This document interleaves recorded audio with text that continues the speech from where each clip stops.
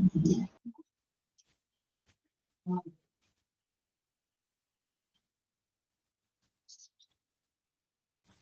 morning all.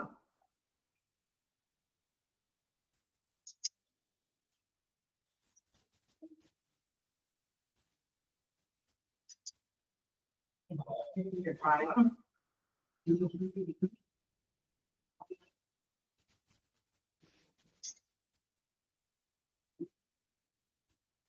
Okay, അപ്പോൾ നമ്മൾ കഴിഞ്ഞ ക്ലാസ്സിൽ എടുത്ത് വായിച്ചു നോക്കിയിരുന്നോ?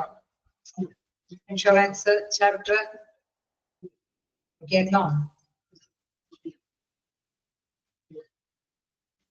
എല്ലാവരും സൈലന്റ് ആണ്.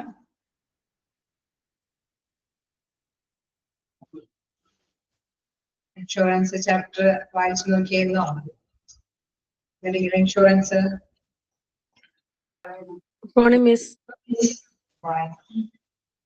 വായിച്ചു നോക്കിയായിരുന്നു അല്ലെ? എന്തെങ്കിലും ഡൗട്ടുകളുണ്ടോ?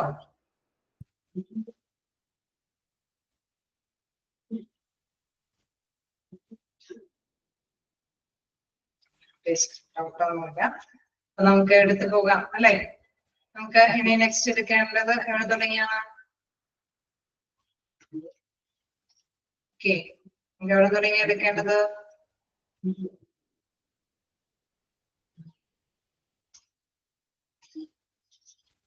Disease is not covered under waiting period. അല്ലെ? എവിടെ തുടങ്ങിയല്ലേ എടുക്കേണ്ടത്? ആണോ?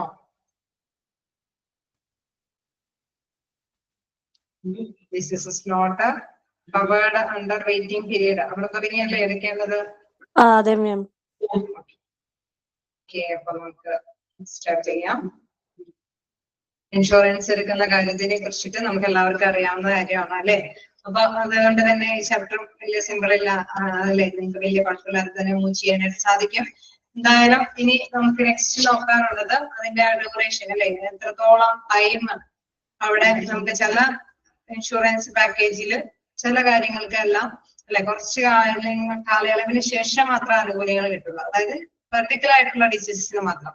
ചില ആനുകൂല്യങ്ങളൊക്കെ ഇൻഷുറൻസിനോടൊപ്പം തന്നെ അല്ലെ നമ്മൾ എടുക്കുന്ന ഒരു ഡേറ്റ് മുതൽ നമുക്ക് ഫേവറബിൾ ആയിട്ട് ലഭ്യമാകും. അതേസമയം ചില അസുഖങ്ങൾക്ക് ഡിസീസുകൾക്ക് പെർട്ടിക്കുലർ ടൈം കാലാവധിക്ക് ശേഷമാണ് ആനുകൂല്യങ്ങളൊക്കെ ലഭ്യമാകുന്നത് അല്ലെ? അപ്പൊ അത്തരത്തിലുള്ള ഡിസീസിനെ കുറിച്ചിട്ടുള്ള കാര്യമാണ് എന്താണ് പ്രധാനമായിട്ടും പറയുന്നത്.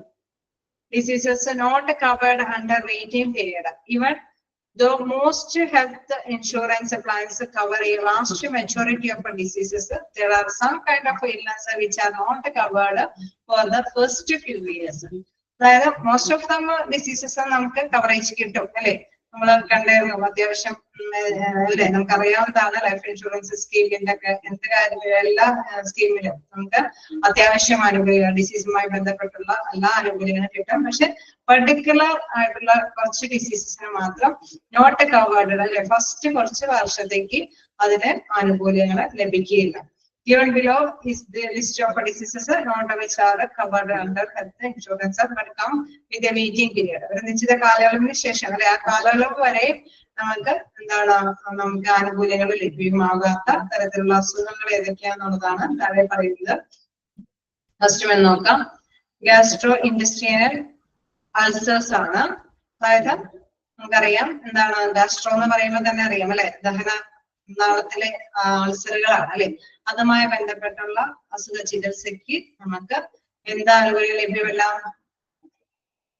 കുറച്ചു നാളത്തേക്ക് നിങ്ങൾ ഇങ്ങോട്ടേക്ക് വരിക അല്ലെ? എന്താണ് ആനുകൂല്യം ലഭ്യമല്ലാതെ വരുന്നത്?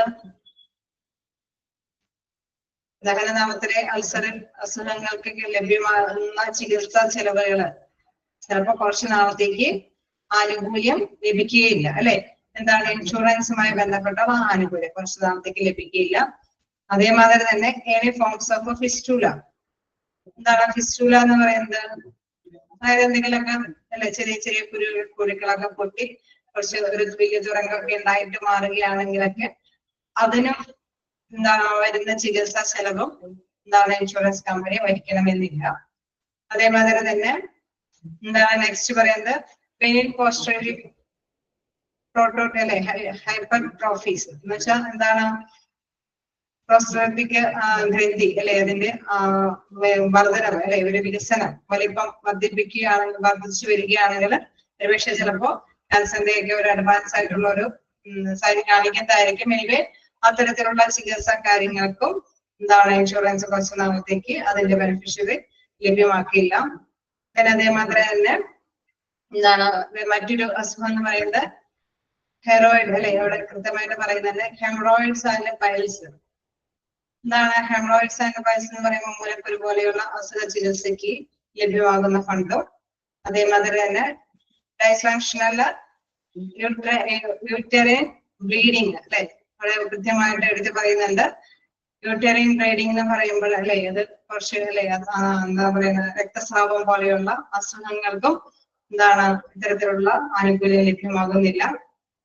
ഇതെന്താണ് കാറ്റലൈറ്റ്സ് എന്ന് വെച്ചാൽ തിമിര ശസ്ത്രക്രിയ കാര്യങ്ങൾക്കൊന്നും ഇൻഷുറൻസ് കുറച്ച് നാളത്തേക്ക് അല്ലെ. ഇപ്പൊ നമുക്കറിയാം നമ്മുടെ ബേസിലൊക്കെ പുതിയ പുതിയ ഇൻഷുറൻസ് കമ്പനികളൊക്കെ തുടക്കം മുതലേ എന്താണ് ഇത്തരത്തിലുള്ള ആനുകൂല്യങ്ങൾ ലഭ്യമാക്കുന്നുണ്ട്. പക്ഷെ ആ കാലഘട്ടങ്ങളുടെ അനുസരിച്ചിട്ടല്ലേ നമ്മുടെ പഴയ കവറേജ് സിസ്റ്റം അനുസരിച്ചിട്ട് ഇത്തരത്തിലുള്ള ആനുകൂല്യങ്ങൾ കുറച്ച് നാളത്തേക്ക് ആനുകൂല്യങ്ങൾ ലഭ്യമായിരുന്നില്ല.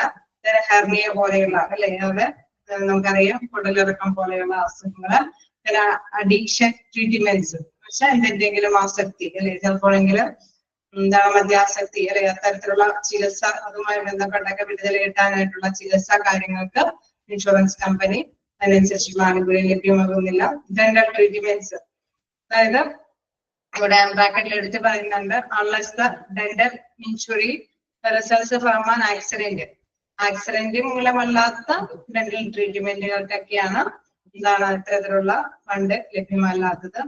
ജനറ്റിക് ഡിസീസസ് കണ്ടീഷൻസ് അല്ലെ ഇവിടെ ജന്മനാ തന്നെയുള്ള അസുഖങ്ങള് പൊങ്കണ്ണ പോലെയുള്ള അസുഖങ്ങൾ അല്ലെ ജനിക്കുമ്പോൾ തന്നെയുള്ള ആ ഒരു വിഭാഗമുള്ള അസുഖങ്ങൾക്കൊക്കെ എന്താണ് കുറച്ചു നാളത്തേക്കൊക്കെ ആനുകൂല്യങ്ങൾ ലഭ്യമാകുന്നില്ല എന്നുള്ളതാണ് എടുത്തു പറയുന്നത്. പക്ഷെ പുതിയ പുതിയ ഇൻഷുറൻസ് പോളിസികളിലെല്ലാം മാറ്റങ്ങൾ വരുന്നുണ്ട്. അതിനനുസരിച്ചിട്ട് തന്നെ ഇൻഷുറൻസ് പോളിസി എന്താണോ ഇംപ്ലിമെന്റ് ചെയ്തത് അതനുസരിച്ചിട്ടുള്ള പാക്കേജസ് നമുക്ക് ലഭ്യമാണ്.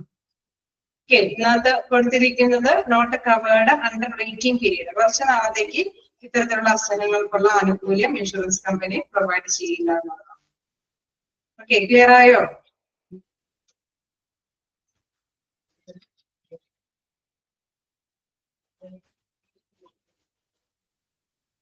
ഓക്കെയാണോ? ഓക്കെ, അത് കുറച്ച് ഇതുകൾ മാത്രമേ ഉള്ളൂ. ഓക്കെ, നമുക്ക് നെക്സ്റ്റ് നോക്കാനുള്ളത് ടൈപ്സ് ഓഫ് ഹെൽത്ത് ഇൻഷുറൻസ്. അതായത് ഇൻഷുറൻസ് കവറേജുമായിട്ട് വരുന്ന മറ്റു കുറച്ച് കാര്യങ്ങളാണ് ഇതിലുള്ളത്. അതായത് പലതരത്തിലുള്ള ഇൻഷുറൻസുകൾ ഉണ്ട് എന്നുള്ള കാര്യം നമുക്കറിയാം. ഇപ്പോഴും അല്ലെ പുതിയ ഇൻഷുറൻസ് പാക്കേജുകളൊക്കെ ആയിട്ട് പുതിയ ഇൻഷുറൻസുകളുണ്ട്. അപ്പൊ ഇതില് വരുന്ന ഓരോ കവറേജ് കാര്യങ്ങളാണ് ഇവിടെ എടുത്ത് പറയുന്നത്. അതായത് ഹോസ്പിറ്റലൈസേഷൻ കവറേജുകൾ നിർവഹിക്കുന്ന ഇൻഷുറൻസുകളുണ്ട് അല്ലെ ആനുകൂല്യങ്ങൾ. നമ്മളൊരു ഇൻഷുറൻസ് പാക്കേജ് എടുക്കുമ്പോൾ അതില് അല്ലെ സ്റ്റാർട്ടിങ് മുതൽ എൻഡിങ് വരെ ചെലവ് വഹിക്കാനുള്ളതുണ്ട്. അതല്ലെങ്കിൽ പെട്ടെന്ന് ഒരു ഡെത്ത് സംഭവങ്ങളൊക്കെ സംഭവിക്കുമ്പോൾ ലാസം എമൗണ്ട് വീട്ടുകാർക്ക് ആശ്രിതർക്ക് ലഭിക്കുന്ന തരത്തിലുള്ള ഇൻഷുറൻസ് പാക്കേജുകളുണ്ട്. ചികിത്സാ ചെലവ് മാത്രമായിട്ടുള്ള ചികിത്സാ അല്ലെ കാര്യങ്ങളുണ്ട്. ക്രിട്ടിക്കലായിട്ടുള്ള ഈ പേഷ്യന്റ് ആണെങ്കിൽ അവർക്ക് എന്താണ് ചികിത്സാ ചെലവ് മാത്രമല്ല ആശ്രിതർക്ക് ആ ഒരു ടൈം പീരീഡ് അല്ലെ അവരെ ക്രിട്ടിക്കലായിട്ടുള്ള സ്റ്റേജ് കഴിയുന്നവരേക്കും എന്താണ് എന്തെങ്കിലും അല്ലെ ഓഫറുകളുള്ള പ്രീമിയങ്ങളുണ്ട്. അങ്ങനെ പലതരത്തിലുള്ള പ്രീമിയങ്ങളുണ്ട് അല്ലേ? ഇപ്പോഴും അങ്ങനെയൊക്കെ തന്നെയല്ലേ? അല്ലെ പ്രീമിയങ്ങളില്ലേ? ഉണ്ടോ?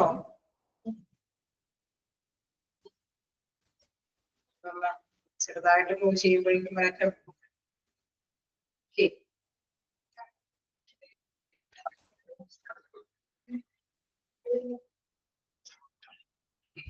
ഓക്കെ, അപ്പോ അങ്ങനെ പലതരത്തിലുള്ള പാക്കേജസ് ഉള്ള ഇൻഷുറൻസ് പാക്കേജുകളുള്ള കമ്പനികളാണ് അല്ലെ.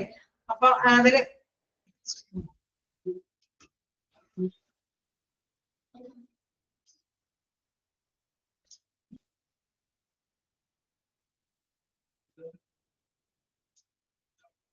നമ്മുടെ സമയം കളയുന്ന തോന്നണേ.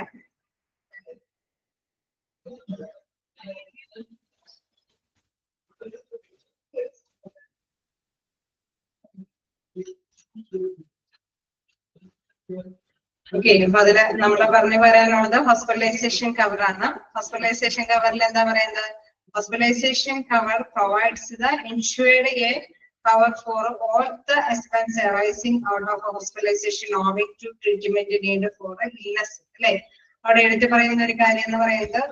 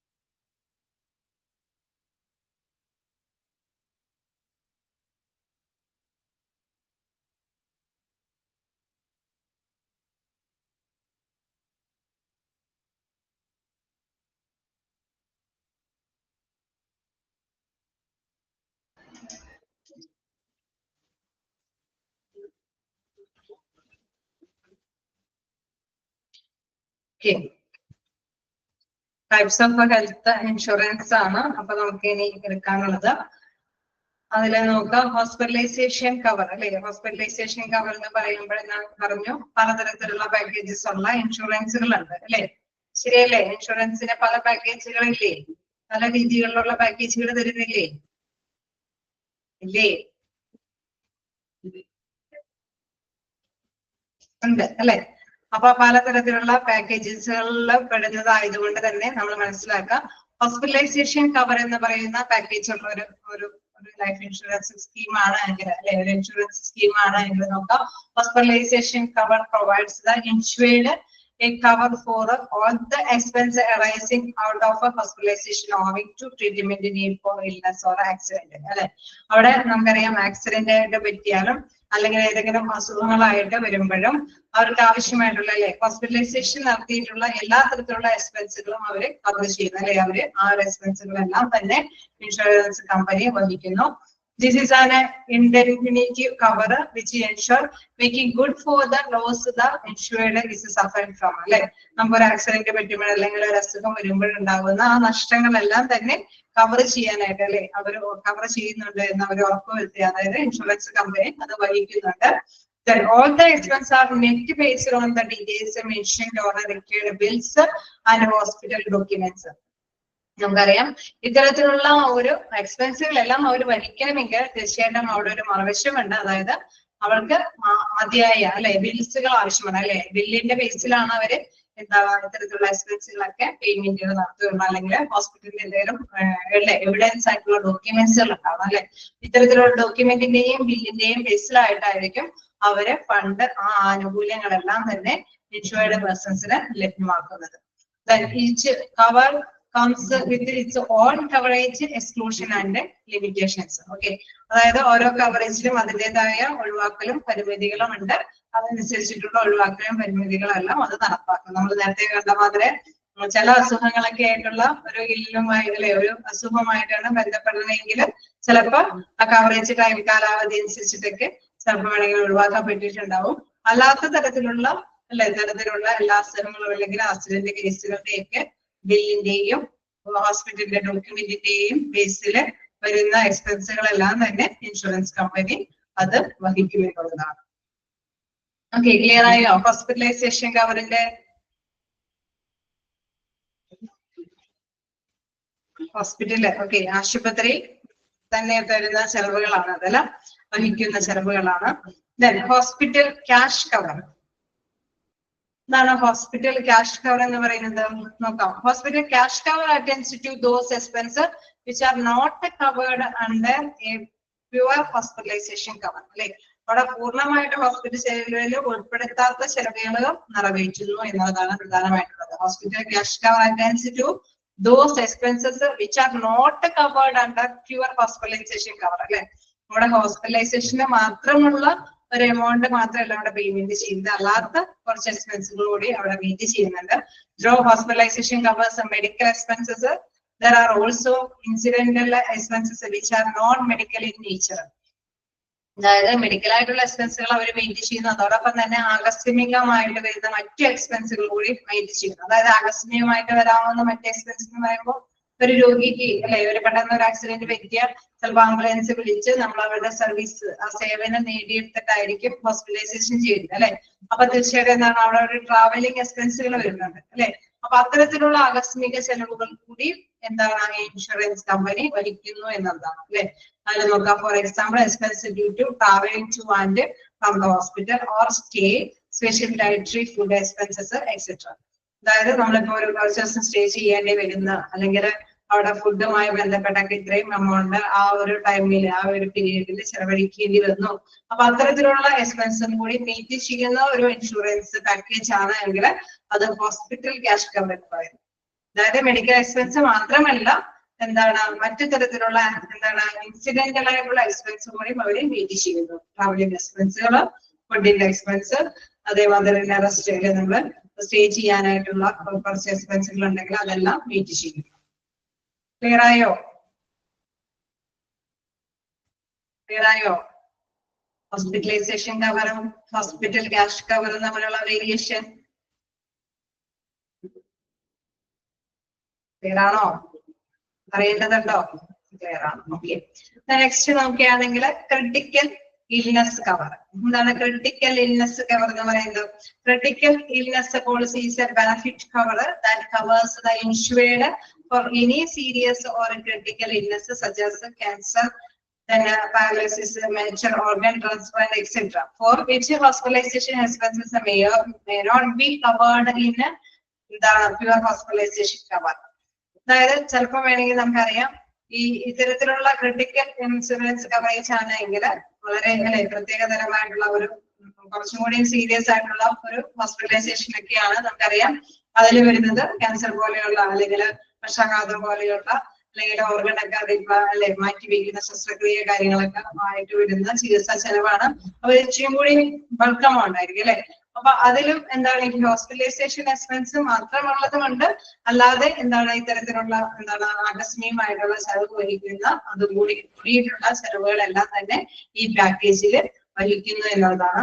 Some grave illness may need prolonged recovery which requires additional costs such as incidental expenses, possible loss of income or structure changes in the family. അതായത് നമ്മൾ കുറച്ച് നാൾ നീണ്ടു നിൽക്കുന്ന ഒരു ട്രീറ്റ്മെന്റ് ആവശ്യമായിട്ട് വരും. ഇപ്പൊ ക്യാൻസർ ഒക്കെ ആണെങ്കിൽ നമുക്കറിയാം കുറച്ച് നാൾ നീണ്ടു നിൽക്കും അല്ലെ. ഇതിന്റെ ചികിത്സ ചെലവ് എന്നൊക്കെ പറയുമ്പോൾ കുറച്ച് നാൾ നീണ്ടു നിൽക്കും. അപ്പൊ അതിനോടൊപ്പം തന്നെ ഈ പറഞ്ഞോണം എല്ലായ്പ്പോഴും എന്താണ് ഇങ്ങനെ ട്രാവൽ ചെയ്തിട്ടായിരിക്കും അതിന്റെ ട്രീറ്റ്മെന്റ് കാര്യങ്ങളൊക്കെ നടത്തേണ്ടി വരുന്നത്. അതിന്റെ ഫുഡ് എക്സ്പെൻസ് അങ്ങനെ കാര്യങ്ങളൊക്കെ ഉണ്ട് അല്ലെ. അപ്പൊ അങ്ങനെയുള്ള ആ പ്രോലോങ്ഡ് നീണ്ടു നിൽക്കുന്ന ഒരു റിക്കവറി വേണ്ടി വരുന്ന ചികിത്സാ ചെലവുകളാണെങ്കിൽ അതുമായി ബന്ധപ്പെട്ടുള്ള ഇൻസിഡൻഷ്യൽ എക്സ്പെൻസുകളും അതല്ലെങ്കിൽ എന്താണ് ഇൻകംസും ചിലപ്പോ നമുക്കറിയാം ആ വ്യക്തിക്ക് ഡ്യൂട്ടിക്ക് പോകാനായിട്ടൊന്നും പറ്റിയെന്ന് വരില്ല അല്ലെ. പറ്റണമെന്നില്ല. അപ്പൊ അത്തരത്തില് ഫാമിലിക്കും എന്തെങ്കിലും ഒരു സപ്പോർട്ടീവ് ആയിട്ടുള്ള ഒരു എമൗണ്ടും കൂടി ഈ പാക്കേജ് അനുസരിച്ചിട്ട് അവൈലബിൾ ആകുന്നു. അപ്പൊ ക്രിട്ടിക്കൽ ഇൽനെസ് കവറേജ് ഉള്ള ഒരു ഇൻഷുറൻസ് ആണ് എങ്കിൽ തീർച്ചയായിട്ടും നമുക്കറിയാം ഇതിനനുസരിച്ചിട്ട് മെഡിക്കൽ എക്സ്പെൻസുകളൊക്കെ അവർ മീറ്റ് ചെയ്യുന്നു. അതേമാതിരി തന്നെ നീണ്ടകാലത്തേക്കുള്ള ചികിത്സാ ചെലവുകളില് അല്ലെ അവിടെ നമുക്ക് പറയുന്ന പെട്ടെന്ന് ആകസ്മികമായിട്ട് വരുന്ന ട്രാവലിംഗ് എക്സ്പെൻസുകളും കാര്യങ്ങളൊക്കെ അത് മീറ്റ് ചെയ്യുന്നു. ഒപ്പം തന്നെ ഒരു ചെറിയൊരു വരുമാനം അല്ലെ അവരുടെ പോസിബിൾ ആയിട്ടുള്ള ഒരു വരുമാനം ഫാമിലിക്ക് വേണ്ടിയിട്ടും കരുതി വെച്ചിട്ടുള്ള ഒരു കവറേജ് ആണ് ക്രിട്ടിക്കൽ ഇൽനെസ് കവർ എന്ന് പറയുന്നത്. ക്ലിയർ ആണോ? ആണോ മൂന്നും? ഓക്കെ, നമുക്ക് നെക്സ്റ്റ് നോക്കാം. Personal accident cover. എന്താണ് പേഴ്സണൽ ആക്സിഡന്റ് കവർ എന്ന് പറയുന്നത്? ആക്സിഡന്റ് പറയുമ്പോഴും അവിടെ ഒരു കവറേജ് ഉണ്ടെങ്കിൽ അല്ലേ നമ്മൾ പറയും ആക്സിഡന്റുമായി ബന്ധപ്പെട്ട ചികിത്സാ ചെലവുകളെല്ലാം അങ്ങനെ പോയിക്കോളുമെന്ന് അല്ലെ. അപ്പൊ അപകടത്തിൽ പെടുന്ന ചെലവുകൾ മാത്രമാകുമ്പോൾ നമുക്കറിയാം കുറച്ച് കൂടുതലായിട്ടുള്ള ഒരു ചെലവൊക്കെ പേയ്മെന്റ് ചെയ്യേണ്ടതായിട്ടുണ്ട് അല്ലെ. Accident policy cover the insured for expense liable to be paid only on account of accident അല്ലെ. അവിടെ തീർച്ചയായിട്ടും എന്താണ് അവിടെ പേയ്മെന്റ് അവിടെ കവർ ചെയ്യുന്നത് അപകടത്തിൽപ്പെട്ട പരിക്ക് അല്ലെ, പരിക്ക് ഏൽക്കുന്ന ചിലവുകൾ മാത്രമാണ് ആക്സിഡന്റ് കവറേജിൽ കിട്ടുന്നത് അല്ലെ. അവിടെ പരിക്കേറ്റിട്ടുണ്ടെങ്കിൽ അതിന്റെ ചെലവുകൾ വഹിക്കാനായിട്ട് ആ പേഴ്സണൽ ആക്സിഡന്റ് കവറേജ് പാക്കേജ് കൊണ്ട് സാധിക്കുന്നു. This is a benefit plan in which the opted cover is paid as a lump sum based on the degree of disability and or death. In case നമുക്കറിയാം ആനുകൂല്യങ്ങളല്ലേ അവിടെ തീർച്ചയായിട്ടും വരുന്ന ഒരു കാര്യം എന്ന് പറയുന്നത് this is a benefit plan in which the opted cover is paid as a lump sum based on the degree of disability and or death. In case ഒരു death സംഭവിച്ചു അല്ലെങ്കിൽ എന്തെങ്കിലും ഡിസേബിൾ അല്ലെ വൈകല്യങ്ങൾ എന്തെങ്കിലും വരാനായിട്ടുള്ള സാധ്യതകൾ ഉണ്ടായെങ്കിൽ അതിന്റെ പേരിൽ ലഭിക്കുന്ന ആനുകൂല്യങ്ങൾ അത് ഒറ്റത്തവണയായിട്ട് തന്നെ അല്ലെ അവിടെ കൃത്യമായിട്ട് എടുത്ത് പറയുന്നത് ഈ benefit plan which the opted cover is paid as A lump sum based അല്ലെ ഒരു ഒറ്റയടിക്ക് ഒരു പേയ്മെന്റ് ആയിട്ടാണ് അവർക്ക് ലഭ്യമാക്കുന്നത്. അപ്പൊ പേഴ്സണൽ ആയിട്ടുള്ള എന്താണ് ഹോസ്പിറ്റലൈസേഷൻ ആയിട്ടുള്ള ആക്സിഡന്റ് സംഭവിക്കുമ്പോൾ അതുമായി ബന്ധപ്പെടുന്ന വരുന്ന ട്രീറ്റ്മെന്റ് കാര്യങ്ങളൊക്കെ ആണെങ്കിൽ അത് ട്രീറ്റ്മെന്റ് കൈകാര്യം ചെയ്യാനായിട്ട് ലഭ്യമാകുന്നു. അതോടൊപ്പം തന്നെ എന്തെങ്കിലും വൈകല്യങ്ങൾ എന്തെങ്കിലും സംഭവിക്കുകയാണെങ്കിൽ ആ വൈകല്യങ്ങൾക്ക് അല്ലെങ്കിൽ ഈ കേസ് ഒരു ഡെത്ത് സംഭവിക്കുകയാണെങ്കിൽ ആ ഡെത്തിനാണെങ്കിലും ഒരു നിശ്ചിതമായിട്ടുള്ള ഒരു ലംസം എമൗണ്ട് എന്താണ് അവരുടെ ആശ്രിതർക്ക് ലഭ്യമാക്കുന്നു. ഓക്കെ, അപ്പൊ രണ്ട് കാര്യങ്ങളാണ് ഇതിലെടുത്ത് പറയുന്നത് personal accident cover. In case നമുക്കറിയാം ആക്സിഡന്റ് സംഭവിച്ചു കഴിഞ്ഞാൽ ചിലപ്പോൾ രോഗം മാറാം അല്ലെ, അസുഖങ്ങളൊക്കെ മാറാം, വയ്യായ്ക്ക് മാറാനായിട്ട് സാധിക്കും. അങ്ങനെ വരുമ്പോൾ ചികിത്സാ ചെലവ് വഹിക്കുന്നു. അതെല്ലാം നമുക്കറിയാം എന്താണ് അംഗവൈകല്യത്തോട് കൂടിയിട്ടാണ് അസുഖങ്ങൾ ഭേദമാകുന്നതെങ്കിൽ അതെല്ലാം ഡെത്തോട് കൂടിയിട്ടാണ് ഈ ആക്സിഡന്റ് സംഭവിക്കുന്നതെങ്കിൽ ഒരു ലംസമായിട്ടുള്ള എമൗണ്ട് ഇവർക്ക് കൃത്യമായിട്ട് അവൈലബിൾ ആകുന്ന ഒരു പാക്കേജ് അല്ലെ ഒറ്റയടിക്ക് ഒരു പാക്കേജ് ആയിട്ടാണ് ഇവർക്ക് ലഭ്യമാകുന്നത്. ഇതാണ് personal accident coverage. Okay, clear ആയോ?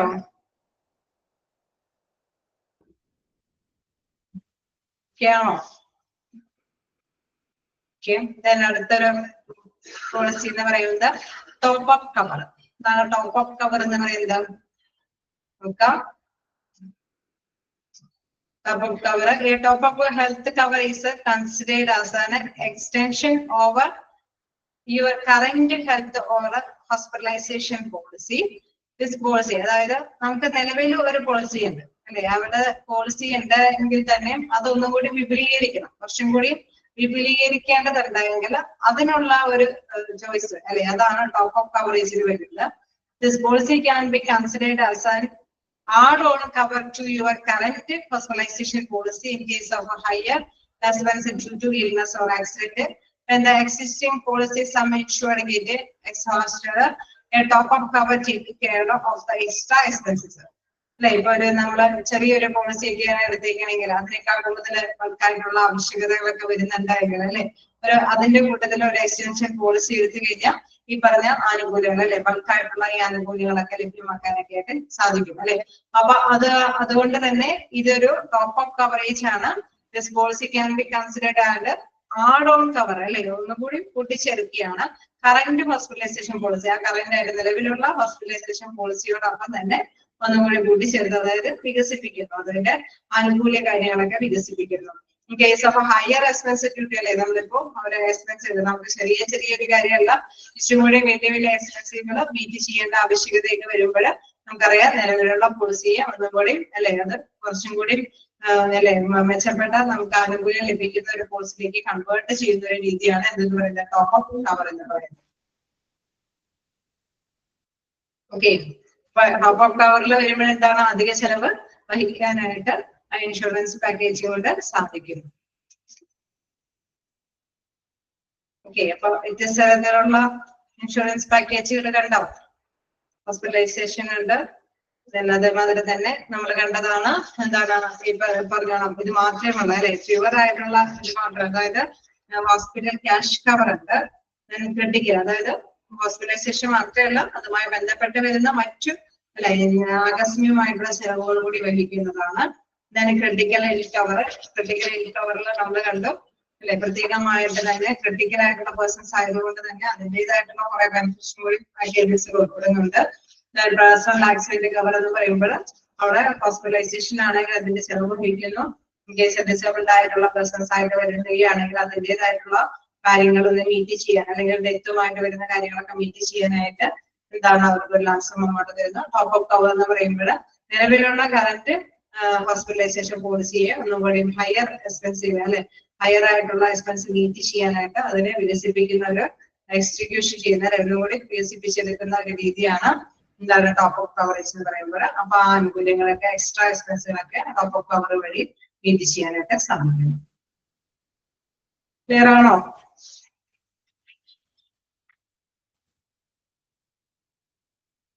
വ്യത്യസ്ത തരത്തിലുള്ള ഇൻഷുറൻസുകളെ കുറിച്ചിട്ട് ചോദ്യങ്ങൾ ഉണ്ടാവാം കേട്ടോ. അപ്പൊ ഇതുമായി ബന്ധപ്പെട്ട് വരുന്നതാണ് ഇതിന്റെ ബെനിഫിഷ്യൻ എന്താണ് അല്ലെ, പേഴ്സണൽ ആക്സിഡന്റ് കവറേജില് ലംസം എമൗണ്ട് അതൊക്കെ എന്തിനെ ബേസ് ചെയ്യുന്നു അല്ലെ, അങ്ങനെയൊക്കെയുള്ള ഒരു കാര്യങ്ങളൊക്കെ ഉണ്ടാവാം.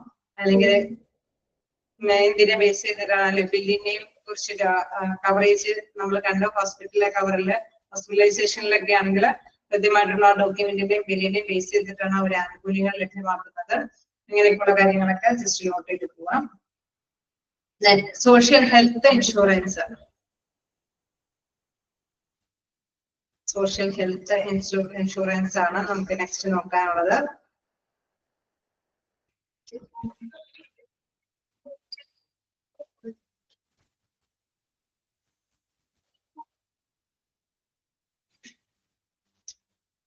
Okay, social health insurance like it is an insurance program that meets at least one of the following three conditions.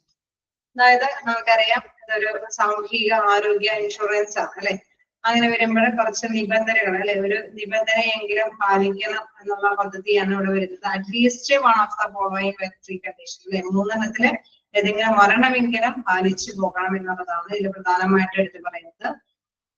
First, participation in the program is mandatory either by law or by the condition of employment. അതായത് നിയമപ്രകാരമോ തൊഴിൽ വ്യവസ്ഥകൾക്ക് അനുസരിച്ചുള്ള പ്രോഗ്രാമിൽ പങ്കെടുക്കണം അല്ലെ, അത് നിയമപ്രകാരമോ mandatory ആയിട്ട് ആയതുകൊണ്ട് തന്നെ നിർബന്ധമായിട്ടും ആ പ്രോഗ്രാമില് പങ്കെടുക്കണം എന്നുള്ളതാണ് അല്ലെ. നിയമപ്രകാരമായിട്ടുള്ളതാണെങ്കിലും വ്യവസ്ഥകൾ അനുസരിച്ചിട്ടാണെങ്കിലും എന്തെങ്കിലും പ്രോഗ്രാമുകൾ സംഘടിപ്പിക്കുന്നുണ്ടെങ്കിൽ ആ പ്രോഗ്രാമിൽ മസ്റ്റായിട്ട് പങ്കുകൊണ്ടിട്ടുണ്ടായിരിക്കണം. Then the program is exercised on behalf of a group and limited to group of members. അതായത് നമുക്കറിയാം ഒരു ഗ്രൂപ്പ് ഓഫ് പേഴ്സൺസിന് വേണ്ടിയിട്ടായിരിക്കും ഒരു പ്രോഗ്രാം സംഘടിപ്പിക്കുന്നത്. അതാണ് അവിടെ പറയുന്നത്. The program is exercised on behalf of a group and limited to group of members. അതായത് അതിലെ ആ ഗ്രൂപ്പിന് വേണ്ടിയോ ഗ്രൂപ്പിലെ മെമ്പേഴ്സിന് അല്ലെ അവിടെ അംഗങ്ങൾക്കുമായിട്ട് മാത്രം പരിമിതിപ്പെടുത്തിക്കൊണ്ടിരിക്കുന്ന കാര്യമാണ്. നെക്സ്റ്റ് പോയിന്റ് കൂടി നോക്കുമ്പോൾ നിങ്ങൾക്ക് ഒരു ചെറിയ ഐഡിയ കിട്ടും. An employer makes a contribution to the program on behalf of an employee. അതായത് ഇത് എന്താണ് അവിടെ ഒരു എംപ്ലോയർ അവിടെയുള്ള തൊഴിലുടമ ഒരു നിശ്ചിതമായ കോൺട്രിബ്യൂഷൻ എന്താണ് എംപ്ലോയിക്ക് വേണ്ടിയിട്ട് നീക്കി വെക്കേണ്ടതാണ്. ഈ ഒരു ഇതിലൂടെ അല്ലെ പ്രോഗ്രാമിലേക്ക് എംപ്ലോയിക്ക് വേണ്ടിയിട്ട് എംപ്ലോയർ ഒരു നിശ്ചിതമായ ഒരു കോൺട്രിബ്യൂഷൻ നീക്കി വെക്കേണ്ടതാണ്. അതായത് സ്വാഭാവികമായിട്ട് നമുക്കറിയാം ഒരു കമ്പനിയുടെ തൊഴിലുടമയൊക്കെ ആണെങ്കിൽ എന്താണ് അവർക്ക് എന്തെങ്കിലും ആനുകൂല്യം ലഭ്യമാക്കാൻ വേണ്ടിയിട്ട് ചിലപ്പോൾ നമുക്കറിയാം ഒരു മീറ്റിങ്ങും പ്രോഗ്രാമുകളൊക്കെ സംഘടിപ്പിക്കും. ആ സംഘടിപ്പിക്കുന്ന പ്രോഗ്രാമില് അറ്റ്ലീസ്റ്റ് അദ്ദേഹം എന്താണ് അവിടെ മാൻഡേറ്ററി ആയിട്ട് പങ്കെടുക്കേണ്ടതാണ്. അതല്ലെങ്കിൽ ആ ഗ്രൂപ്പിലെ മെമ്പർഷിപ്പ് എടുക്കേണ്ട വ്യക്തിയാണ്.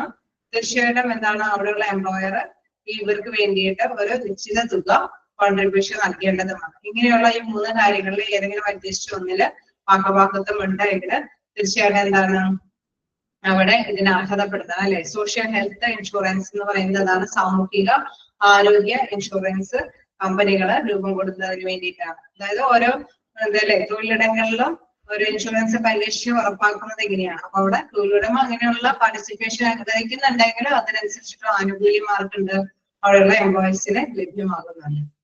ഓക്കെ, ക്ലിയർ ആയോ?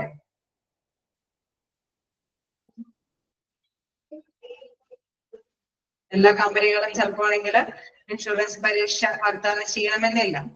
അതേസമയം വാഗ്ദാനം ചെയ്യുന്ന കമ്പനികളിലാണെങ്കിൽ അവർക്ക് എംപ്ലോയീസിന് ആനുകൂല്യം ലഭ്യമാകും. തീർച്ചയായിട്ടും എന്താണ് എംപ്ലോയർ അവരുടെ നിശ്ചിത കോൺട്രിബ്യൂഷൻ അവിടെ കൊടുക്കേണ്ടതുണ്ട്. ഓക്കെ,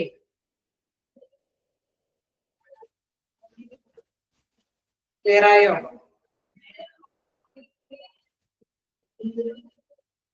ഓക്കെ, നമുക്ക് നെക്സ്റ്റ് നോക്കാം. The features and benefit of government health insurance scheme. ഇതേമാതിരി തന്നെ ഗവൺമെന്റ് ഹെൽത്ത് ഇൻഷുറൻസ് സ്കീമിന്റെ ഫീച്ചേഴ്സ് ആണ് നമുക്ക് നോക്കാനുള്ളത്.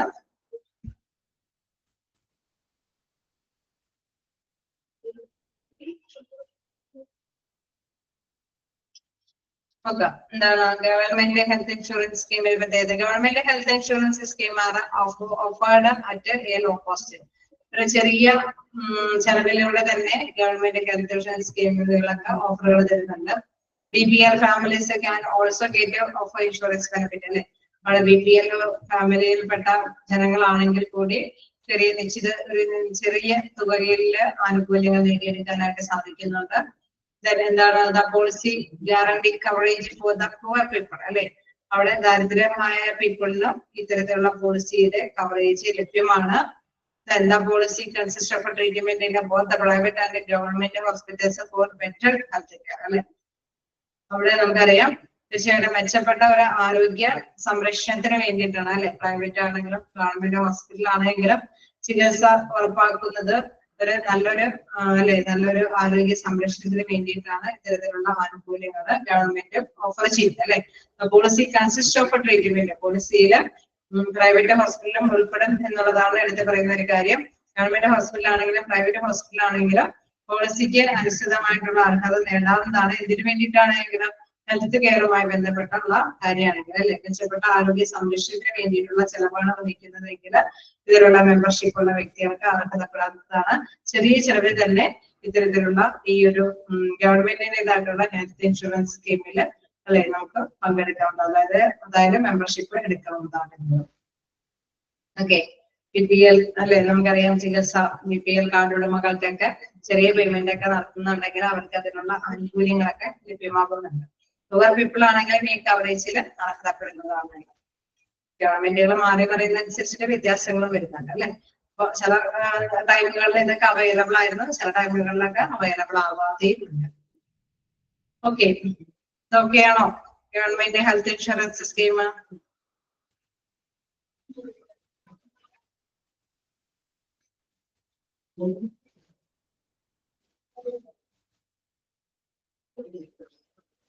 ഗവൺമെന്റ് ഹെൽത്ത് ഇൻഷുറൻസ് സ്കീം ഓക്കെയാണോ? ഇതിൽ പറഞ്ഞിരിക്കുന്ന കാര്യങ്ങൾ മനസ്സിലാക്കുക. ചെറിയ കോസ്റ്റിലാണ് government health insurance scheme offer ചെയ്യുന്നത്.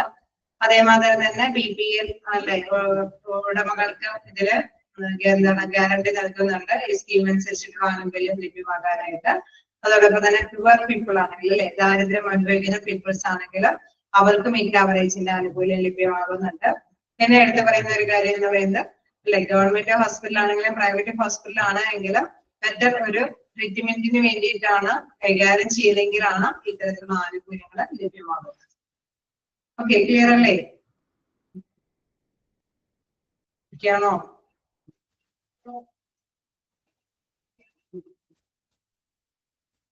ഇവിടെ ഇങ്ങനെ പോയിന്റ് കിട്ടാത്തതുണ്ടോ? ഏതെങ്കിലും പോയിന്റ് കിട്ടാത്തതുണ്ടോ?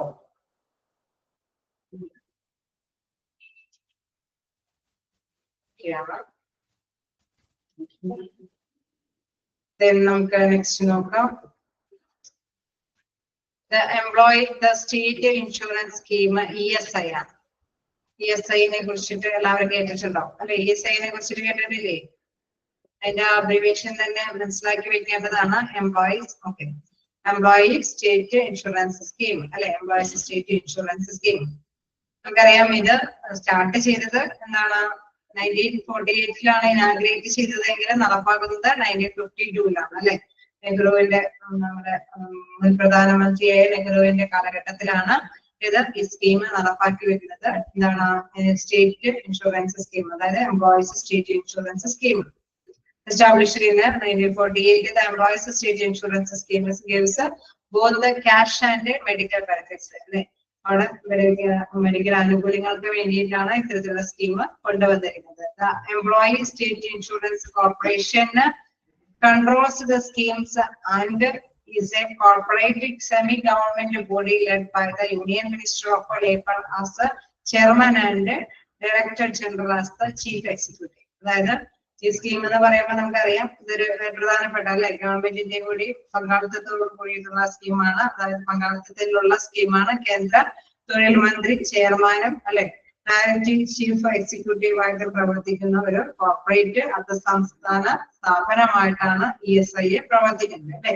അപ്പൊ അതിൻ്റെതായിട്ടുള്ള ഒരു അല്ലെ വർഷങ്ങളോളമുള്ള ഒരു പഴക്കം അതിനുണ്ട്. അതിനനുസരിച്ചിട്ടുള്ള ഒരു ക്രെഡിറ്റബിലിറ്റി ഉണ്ട് അല്ലെ? അതിനനുസരിച്ചിട്ടുള്ള ESIയുടെ ഒരു പങ്കാളിത്ത സ്കീം, ESIയുടെ ഒരു സ്കീമാണെന്ന് പറയുമ്പോൾ അതിന് വാല്യൂം കൂടിയുണ്ട്, അതനുസരിച്ചിട്ടുള്ള വാല്യൂ ഉണ്ട്. സെമി ഗവൺമെന്റ് ബോഡി ആണെന്ന് നമ്മൾ കണ്ടു. അത് സംസ്ഥാന സർക്കാരിന്റെ ഒരു ബോഡിയാണ് ഇത് പ്രവർത്തിക്കുന്നത്.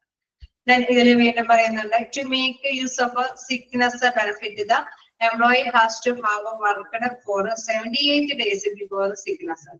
അതായത് ഈ സ്കീം അനുസരിച്ചിട്ട് ആനുകൂല്യം ലഭ്യമാകണമെങ്കിൽ ചില കണ്ടീഷനുകളുണ്ട്. അതിൽ പ്രധാനപ്പെട്ട ഒരു കണ്ടീഷൻ എന്ന് പറയുന്നത് ആ സിക്ക് അല്ലെ ഒരു രോഗമാണെങ്കിൽ ആ രോഗം വന്നു കഴിഞ്ഞതിനേക്കാളും ഒരു മുമ്പ് അല്ലെ രോഗമില്ലാത്ത ഒരു അവസ്ഥ ഉണ്ടായിരിക്കണം ഈ വ്യക്തിക്ക്. അതായത് ഒരു 78 ദിവസമെങ്കിലും മിനിമം ഒരു 78 ദിവസമെങ്കിലും ഈ രോഗമില്ലാത്ത ഒരു പേഴ്സൺ ആയിട്ട് ഈ സ്ഥാപനത്തിൽ വർക്ക് ചെയ്തിട്ടുണ്ടാവും. To make use of a sickness benefit, the benefit employee has to have worked. രോഗമില്ലാത്ത അവസ്ഥയല്ല ഉദ്ദേശിച്ചത്, എംപ്ലോയി അവിടെ വർക്ക് ചെയ്തിട്ടുണ്ടാവും. ഒരു 78 ദിവസമെങ്കിലും ഈ രോഗത്തിനെ കുറിച്ചിട്ടുള്ള ആനുകൂല്യം കിട്ടണമെങ്കിൽ തീർച്ചയായിട്ടും ഒരു 78 ദിവസം. ഇൻ കേസ് നമ്മളിപ്പോ ഒരു ദിവസം ഒരു സ്ഥാപനത്തിൽ പോയിട്ട് ഒരു 10 ദിവസം വർക്ക് ചെയ്തിട്ട് എനിക്ക് ആ സ്കീം അനുസരിച്ചിട്ടുള്ള ഒരു ആനുകൂല്യം ലഭ്യമാകണമെന്ന് പറയാനുള്ള അവകാശമില്ല. എന്താ അവിടെ എടുത്ത് പറയുന്നത്? വർക്ക് ചെയ്യുന്നതിനേക്ക് അല്ലെ അവിടെ ആനുകൂല്യം ലഭ്യമാകുന്നതിന് മുമ്പ് ഒരു 78 ദിവസമെങ്കിലും അത്തരത്തിലുള്ള അസുഖം ആ വ്യക്തി അവിടെ വർക്ക് ചെയ്യേണ്ടതാണ്. Then വീണ്ടും to make sure of the maternity benefit, the woman has to have worked for 70 days before availing the benefit. അതേമാതിരി തന്നെ പ്രസവ ആനുകൂല്യമാണെങ്കിൽ കൂടി എന്താണ് അവിടെ ഒരു 70 ദിവസമെങ്കിലും ഈ വ്യക്തി അവിടെ വർക്ക് ചെയ്തിട്ടുണ്ടായിരിക്കണം. അതിനുശേഷം മാത്രമാണ് ഈ ആനുകൂല്യം ആ കമ്പനിയിൽ നിന്ന് ലഭ്യമാക്കാനായിട്ടുള്ള സാധ്യത. ESIയുമായി ബന്ധപ്പെട്ട ആനുകൂല്യം ഉള്ള കമ്പനിയാണെങ്കിൽ അതനുസരിച്ചുള്ള ആനുകൂല്യം ലഭ്യമാകാനായിട്ടുള്ള സാധ്യതയുണ്ട്. അപ്പൊ വർക്കിംഗ് ഡേയ്സ് പ്രധാനപ്പെട്ടതാണ്. എന്താണ് അവിടെ എടുത്തു പറയുന്നത്? നാച്ചുറലി ആയിട്ടുള്ള ഒരു സിക്നെസിന്റെ ലീവിന് എത്ര ദിവസം അവിടെ ആ ഒരു സിക്കുമായിട്ട് ബന്ധപ്പെട്ട ആനുകൂല്യം ലഭ്യമാകുന്നതിന് മുമ്പ് എത്ര ദിവസം അവിടെ വർക്ക് ചെയ്യണമെന്ന് പറയുന്നത്?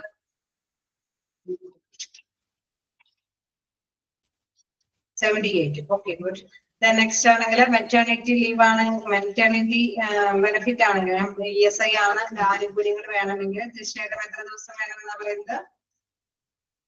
70 അല്ലെ? 70 days എങ്കിലും അവിടെ തീർച്ചയായിട്ടും വർക്ക് ചെയ്തിട്ടുണ്ടാവണം. അത്രയും കാര്യമാണ് പ്രധാനമായിട്ട് എടുത്ത് പറയുന്നത്. ഇനി നെക്സ്റ്റ് നോക്കാം.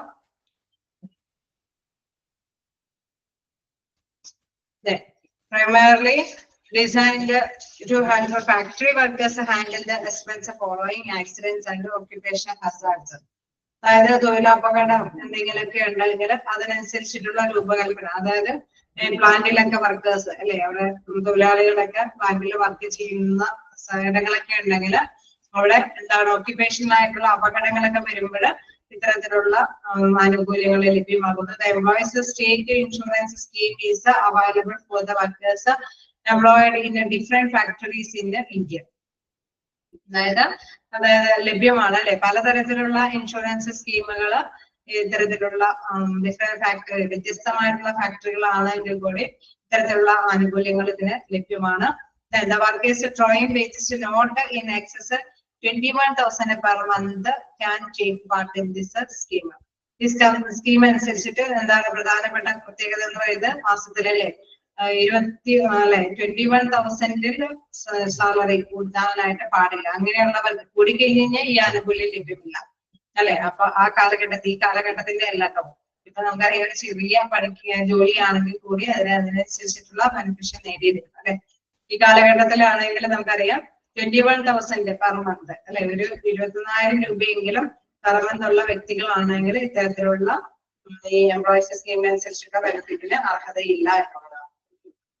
Then employers and employees share the premium for participation in this health insurance scheme. Employees pay on an average 0.75 of the wages and employees contribution 3.25% of the wages. അതായത് ഇവിടെ ഈ ESI പ്രകാരം ഈ കോൺട്രിബ്യൂഷൻ ലഭ്യമാകണമെങ്കിൽ തീർച്ചയായിട്ടും തൊഴിലുടമയുടെ ഒരു push വേണമെന്ന് നമ്മൾ കണ്ടു അല്ലെ. തൊഴിലുടമ അവരുടെ ആവറേജ് സാലറിയുടെ എന്താണ് 0.75% എങ്കിലും തൊഴിലുടമ കോൺട്രിബ്യൂട്ട് ചെയ്യണം. അവരുടെ ആവറേജ് സാലറി എടുത്തിട്ട് അല്ലെ, അതിനനുസരിച്ചുള്ള ഒരു 0.75 കോൺട്രിബ്യൂഷൻ ഇടുമ്പോൾ ഓരോ തൊഴിലാളിയും ആ തൊഴിലാളിയുടെ ആവറേജ് സാലറിയുടെ 3.25 കോൺട്രിബ്യൂഷൻ ഇടണം. അതനുസരിച്ചിട്ടുള്ള ഒരു പേയ്മെന്റ് അവിടെ അല്ലെ ഗഡുക്കളായിട്ട് നിക്ഷേപിക്കുന്നതനുസരിച്ചിട്ടാണ് നമുക്ക് ഇങ്ങനെയുള്ള ഈ ഒരു ഹോസ്പിറ്റൽ കേസുകളും കാര്യങ്ങളൊക്കെ വരുമ്പോൾ അവർ ആനുകൂല്യങ്ങൾ ലഭ്യമാക്കുന്നത്. ഓക്കെ, രണ്ടുപേരുടെയും കോൺട്രിബ്യൂഷന്റെ ആ ഒരു ഇത് അല്ലെ കൃത്യമായിട്ടുള്ള ഇത് മനസ്സിലാക്കി വെക്കുക. ഇരുകൂട്ടർ എന്ന് പറയുന്നത് ആരൊക്കെയാണ്? എംപ്ലോയറും എംപ്ലോയിയും. കിട്ടിയോ?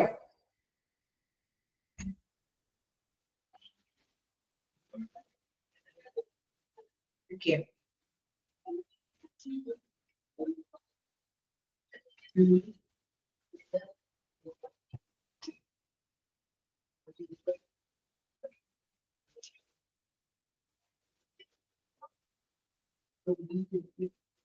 നമുക്ക് നെക്സ്റ്റ് നോക്കാനുള്ളത്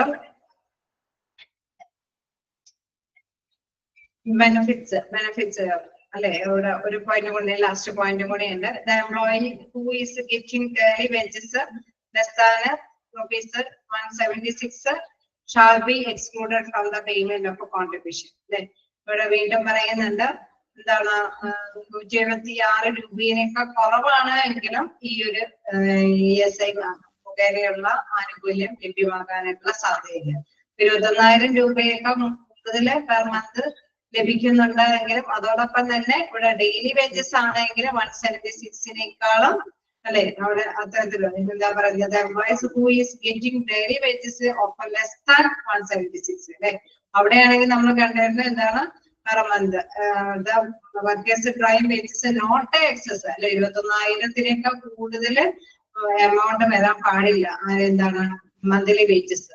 അങ്ങനെയുള്ള പേഴ്സൺസ് ആണെങ്കിൽ ESIയിൽ അർഹതപ്പെടുന്നില്ല. ഇവിടെയാണെങ്കിൽ ഡെയിലി വേജസ് ആണെങ്കിൽ 176 കുറവാണെങ്കിലും ESI മുഖേനയുള്ള ആനുകൂല്യത്തിന് അർഹതപ്പെടാനായിട്ടുള്ള സാധ്യതയുണ്ട്.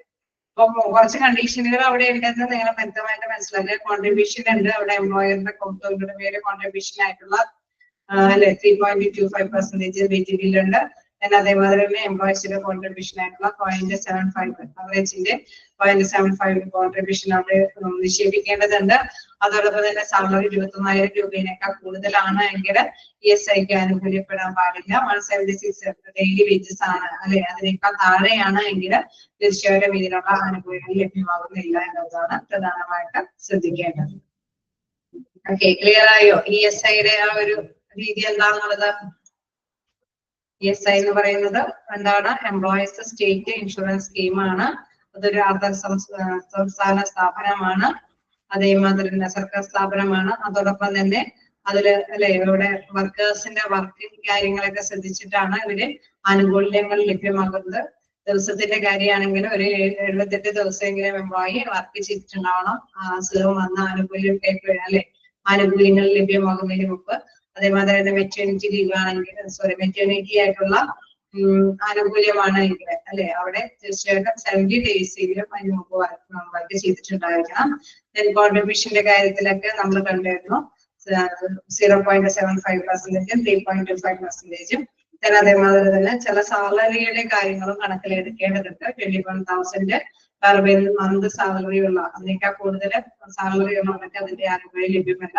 അതേമാതിരി തന്നെ ഡെയിലി വേജസ് 176 താഴെയാണ് ഡെയിലി വേജെങ്കിൽ PSIക്ക് അർഹതയില്ല. ഓക്കെ, ക്ലിയർ അല്ലേ?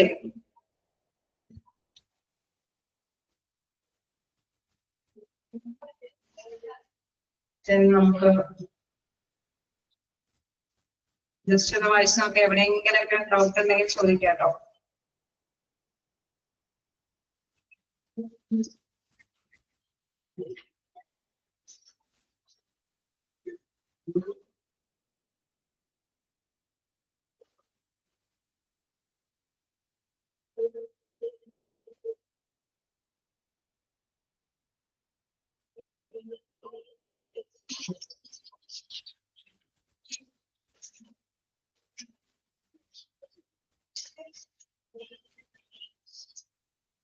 ഈ ഭാഗം കൂടി നമുക്കൊന്ന് എടുക്കാലോ.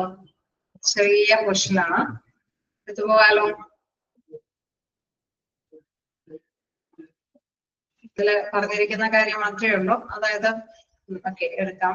ബെനിഫിറ്റ്സ്, സിക്നെസ് ബെനിഫിറ്റ്സ് അല്ലെ, അസുഖങ്ങളുടെ ബെനിഫിറ്റ് നോക്കുകയാണെങ്കിൽ the employee is given at the rate 70% of the daily average wage for a maximum period of 91 days in 1 year. അല്ലെ അവിടെ പറയുന്നുണ്ട് 91 ദിവസത്തേക്ക് ശരാശരി വേതനത്തിന്റെ ഒരു 70% പേയ്മെന്റ് അല്ലെ അവിടെ കൃത്യമായിട്ട് തന്നെ സിക്നെസ് ബെനിഫിറ്റ് ആയിട്ട് ലഭ്യമാകുന്നു. ഇൻ കേസ് സിക്നെസ്സുമായിട്ടുള്ള ബെനിഫിറ്റ് ആണ് അപ്ലൈ ചെയ്യുന്നതെങ്കിൽ 91 ദിവസത്തെ വേതനം അല്ലെ 71% ദിവസത്തേക്ക് 91 ദിവസത്തേക്കാണ് ശരാശരി വേതനത്തിന്റെ 70% ലഭ്യമാക്കുന്നത്. എക്സ്റ്റെൻഡ് സിക്നെസ് ബെനിഫിറ്റ്, അതായത് എക്സ്റ്റെൻഡ് ആയിട്ടുള്ള സിക്നെസ് ബെനിഫിറ്റ് നോക്കുകയാണെങ്കിൽ in the case of diseases like tuberculosis, leprosy, fracture, emergency etcetera. അതായത് ട്യൂബർക്ലോസിസ് നമുക്കറിയാം അല്ലെ, ക്ഷയം, കുഷ്ഠം, അതേമാതിരി തന്നെ എന്തെങ്കിലും ഒടിവ് അല്ലെങ്കിൽ മാരകമായിട്ടുള്ള എന്തെങ്കിലും അണുബാധ അങ്ങനെയൊക്കെ ആയിട്ടുള്ള ഒരു ഇതാണ് എങ്കിൽ നമുക്കറിയാം അതിന്റെ ബെനിഫിറ്റിന്റെ ഒരു ഇതെന്ന് പറയുന്നത് എന്താണ് 80% ഓഫ് വേജസ് ആണ്. 80% ഓഫ് വേജസ് ആണ് ലഭ്യമാകുന്നത്. അത് എന്താണ് എസ്റ്റിമേറ്റ് 2 years അല്ലെ, അവിടെ 2 വർഷത്തേക്ക് നമുക്ക് ലഭ്യമാകുന്നുണ്ട്. മുകളിലാണെങ്കിൽ നമുക്കറിയാം അവിടെ 1 year അല്ലെ, ഒരു 1 ഇയറിലേക്ക് 91 ഡേയ്സ് 1 ഇയറിലേക്കാണ് ലഭ്യമാകുന്നത് 70%. അതേസമയം സിക്നെസിന്റെ ഒരു മാറ്റം വന്നതുകൊണ്ട്, അതായത് ക്ഷയവും കുഷ്ഠവും അല്ലെങ്കിൽ ഒഴിവ് കാര്യങ്ങൾ അല്ലെങ്കിൽ എന്തെങ്കിലും അണുബാധ അല്ലെ മാരകമായ എന്തെങ്കിലും അണുബാധയൊക്കെയാണ് വരുന്നതെങ്കിൽ 80% ഓഫ് വേജസ് 2 വർഷത്തേക്കാണ് ഈ ആനുകൂല്യം ലഭ്യമാകുന്നത്. നെക്സ്റ്റ് പറയുകയാണെങ്കിൽ എൻഹാൻസ്ഡ് സിക്നെസ് ബെനിഫിറ്റ്, അതായത് എൻഹാൻസ്ഡ് സിക്നെസ് ബെനിഫിറ്റ്സ് എന്ന് പറയുന്നത് up to 7 days for male beneficiaries and 14 days for female beneficiaries in the event of sterilization. അതായത് വന്ധ്യകരണം നടത്തുമ്പോൾ ആണുങ്ങൾക്കാണെങ്കിൽ വന്ധ്യകരണം നടത്താം, അതേപോലെ തന്നെ ഫീമെയിൽ ആയിട്ടുള്ള ബോഡീസിലെ വന്ധ്യകരണം നടത്താം അല്ലെ. അപ്പൊ 14 days അല്ലെ up to 7 days for male beneficiaries. Male ആണെങ്കിൽ 7 daysലേക്ക്, 14 daysലേക്ക് ആണെങ്കിൽ അല്ലെ അവിടെ ഫീമെയിൽ ആയിട്ടുള്ള വന്ധ്യീകരണമാണ് നടത്തിയിരിക്കുന്നെങ്കിൽ ആനുകൂല്യങ്ങൾ ലഭ്യമാകുന്നു. then എന്താണ് അടുത്തെന്ന് പറയുന്നത് maternity benefit, the rate of full wages of for a period for 180 days in case of a pregnancy and 6 weeks in the event of a miscarriage or MGP. അതായത് full wages ഒരു 150 ദിവസത്തേക്ക് pregnancy കാര്യമായിട്ടുള്ള കാര്യമാണ് അല്ലെങ്കിൽ 150 ദിവസത്തേക്ക് full wages ആയിട്ട് തന്നെ അവർക്ക് അവൈലബിൾ ആക്കുന്നു ആനുകൂല്യം. അതേമാതിരി തന്നെ 6 weeks in event of a miscarriage or MGP എന്ന് വെച്ചാൽ എന്തായാലും മനസ്സിൽ പോകുന്ന കണ്ടീഷനിൽ എന്തെങ്കിലും കാര്യങ്ങളൊക്കെ വരികയാണെങ്കിൽ അല്ലെങ്കിൽ മെഡിക്കൽ ടെർമിനേഷൻ ഓഫ് പ്രഗ്നൻസി അല്ലെ അങ്ങനെയൊക്കെയുള്ള MGP എന്ന് പറയുന്നത് മെഡിക്കൽ ടെർമിനേഷൻ ഓഫ് പ്രഗ്നൻസി. അങ്ങനെയൊക്കെയുള്ള കാര്യങ്ങൾ വരുമ്പോൾ 6 വീക്കാണ് അവർക്ക് ബെനിഫിഷ്യൽ ആയിട്ടുള്ള ആനുകൂല്യങ്ങൾ ലഭ്യമാക്കുന്നത്. ഇതാണെങ്കിൽ 180 ഡേയ്സിന്റെ ബെനിഫിഷ്യറി ആണ് അവിടെ ലഭ്യമാകുന്നത്. നെക്സ്റ്റ് നോക്കുകയാണെങ്കിൽ disablement benefit. The temporary disabled person is given 90% of the wages in cash during the period of a disablement. അതായത് എന്തെങ്കിലും വൈകല്യ കാര്യങ്ങൾ പ്രശ്നങ്ങളുമായി ബന്ധപ്പെട്ട് വരികയാണെങ്കിൽ ആ വൈകല്യ പീരീഡുകളിൽ 90% അല്ലെ അവർ കൃത്യമായിട്ട് തന്നെ വേജസിന്റെ 90% അവർക്ക് ലഭ്യമാക്കി കൊടുക്കും. ആ ടൈമിൽ അല്ലെ ആ ഒരു വൈകല്യം നേരിടുന്ന ആ ടൈമിലേക്ക് അവിടെ ലഭ്യമാക്കി കൊടുക്കണം. ഫ്യൂണറൽ ബെനിഫിറ്റ്സ് എന്ന് പറയുമ്പോൾ ശവസംസ്കാരം, medical termination of pregnancy,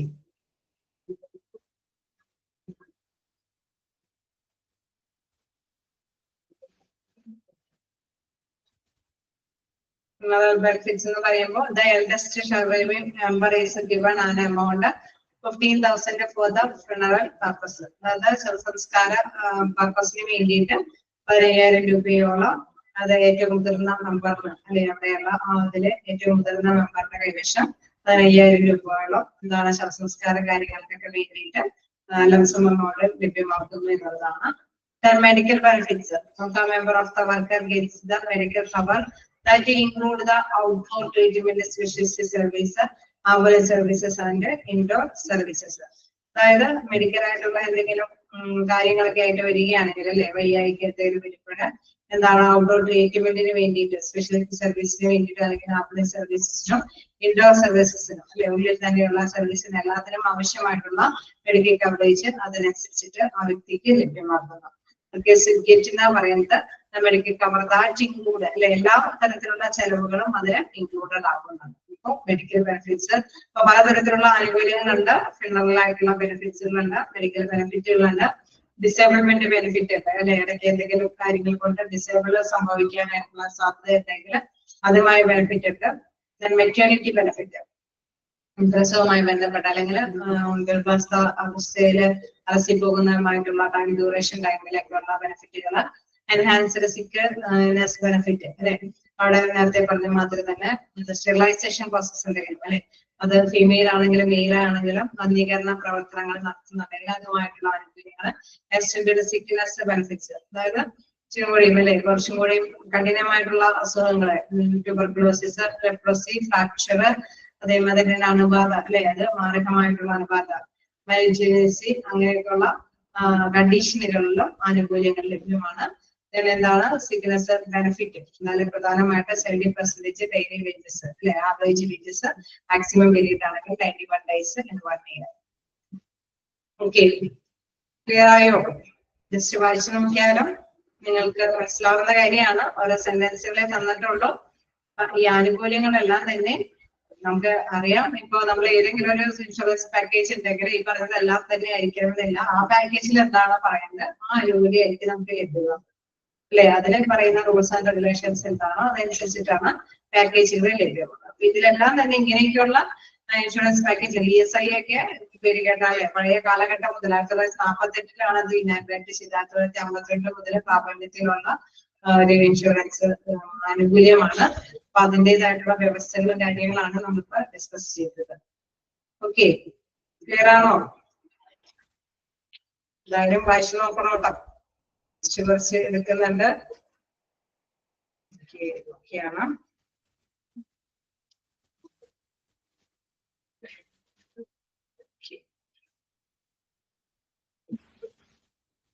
okay, അപ്പോ നമുക്ക് നെക്സ്റ്റ് ക്ലാസ്സിൽ കാണാം. Thank you.